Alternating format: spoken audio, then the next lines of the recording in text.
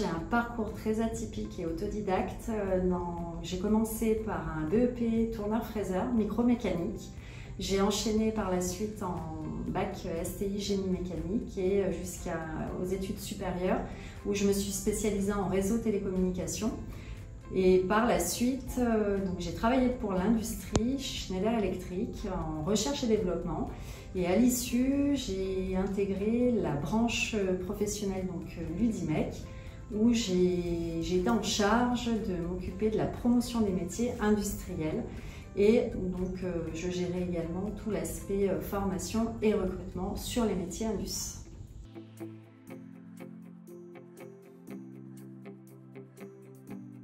J'ai voulu venir conforter mes connaissances dans le milieu du recrutement et du domaine RH, et j'ai choisi de faire une formation spécialisée en ressources humaines.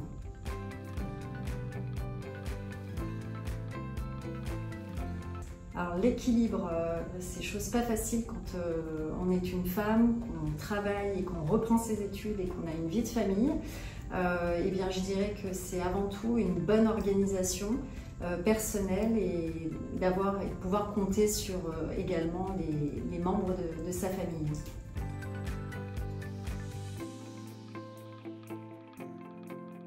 Je dirais que dans l'absolu, quand on veut reprendre ses études et que le domaine de la formation est très vaste, et notamment le domaine de la formation continue, et pour ce faire, rien ne vaut un témoignage et d'avoir des témoignages de personnes ayant repris leurs études.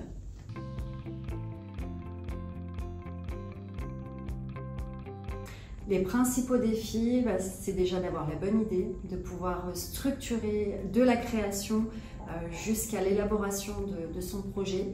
Et puis un conseil que je pourrais donner, c'est vraiment de se faire accompagner dans la création d'entreprise.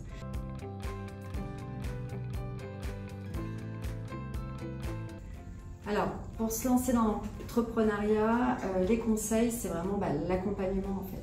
Parce que entreprendre, c'est une chose, entre l'idéal de son projet de création d'entreprise et passer à la phase commercialisation, c'est pas forcément évident.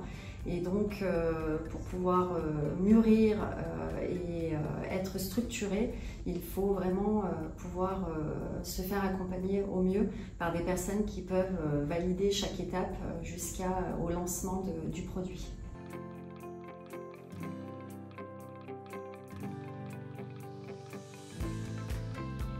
Alors, la CPME Isère est là pour représenter et porter la voix des TPE-PME iséroises. Nous, on accompagne les différentes entreprises positionnées sur différents secteurs d'activité, que ce soit l'artisanat, le commerce, l'industrie et le service. Et je dirais que l'importance et le leitmotiv de la CPME, c'est vraiment de pouvoir aider, d'être à l'écoute, d'orienter et de conseiller et de représenter ces chefs d'entreprise patrimoniaux.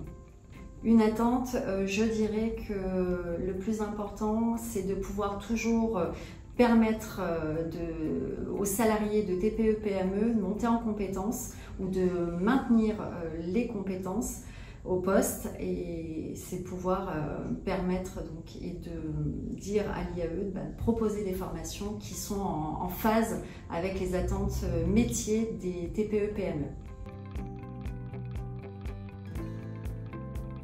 Le système entrepreneurial isérois est très bon. Nous sommes dans une région très dynamique économiquement parlant, avec des pôles d'attractivité métier, un secteur très dynamique et avec un département offrant beaucoup d'opportunités à la création et à l'entrepreneuriat.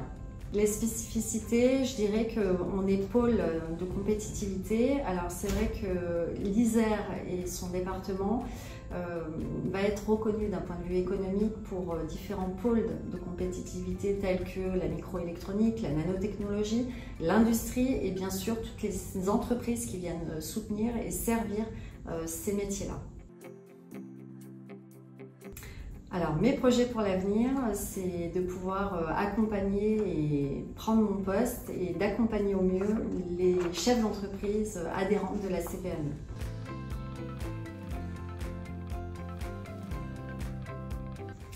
Alors, des conseils, c'est croire en soi, ne jamais rien lâcher et avoir un projet et puis le construire et puis être résilient.